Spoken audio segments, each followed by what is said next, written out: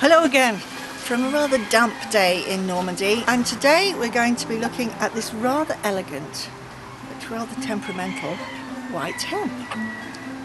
And you can see when you come closer, the only markings she's got are just these little touches, almost as if they've been done by a paintbrush. And she's a very, very shy hen. In fact, I found it quite difficult to get footage of her over the years. She's camera shy as well. But what is interesting is that 2 years ago, this hen was completely black.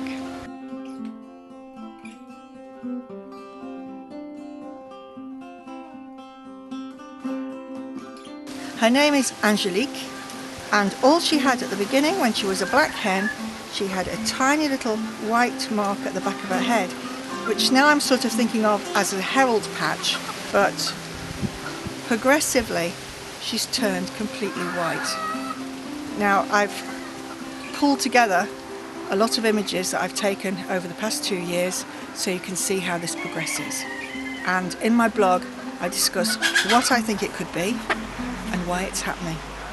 She's very lively, she's not ill, there's nothing the matter with her, she just wants her breakfast. Where are you going now? Where are we going? We're going to have our breakfast? Yeah. So I have what constitutes a complete flock of black hens. They're from different bloodlines. Angelique and Elvira are mainly Polish and Seabright, but they've also got a little Ardenner. The other hens, black hens, are similar, but some of them have got Cochin, Pekin in them as well. It's only really in January 2017 when I first started to notice that there was a change in Angelique.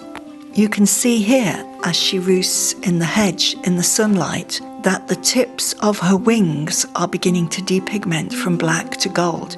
You can also see that she's getting flecks of gold on her back as well.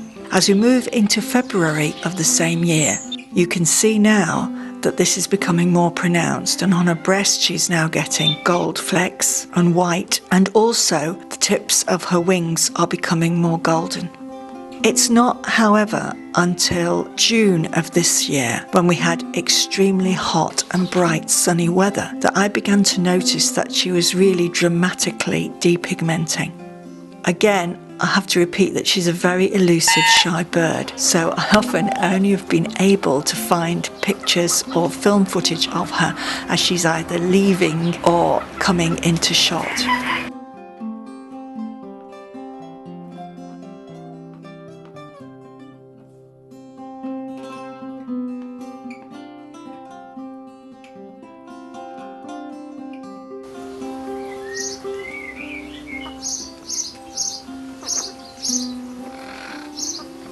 So I'm going to slow down the film now so you can see how her colours have changed.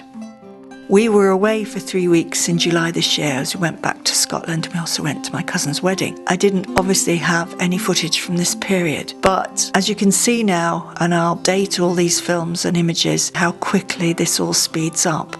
I do think it was down to the sunlight. I do think that really accelerated this depigmentation process. As for Elvira, her sister, all that ever happened to her was that she developed this amazing, what is called a Malin streak, sort of Bride Frankenstein or Lily Munster look to the back of her crest. Interestingly enough, many of my Polish bloodlines carry this same streak, but it never goes any further. However, I did some years ago have a similar bloodline to Elvira and Angelique, but in a rooster or cockerel, Vladimir, and he had depigmentation as well, but it didn't ever go as far as Angelique's.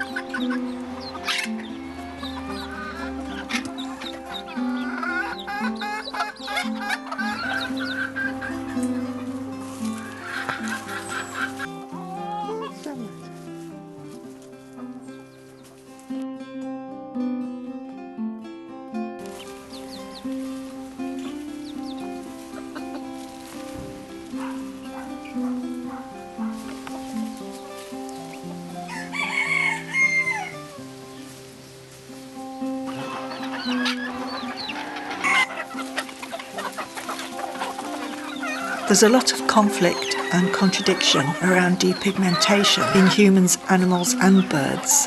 I don't think it really matters what she's actually got, because she seems very healthy and very happy. But it's certainly an interesting phenomenon, and as I've already stated, I have gone into it in quite some detail in my blog, so I hope you'll go and have a look at that. It's the holistic hen, and I'll put the link at the end of the film. In the meantime, however, I hope you've enjoyed this brief dip into depigmentation, and that you'll join me again next time when I'm going to look at the vitamin D3 and why it's so important to hens, and why they are so keen to be like mad dogs and Englishmen and go out in the midday sun. Until then, however, thank you very much for watching. All the best from Normandy.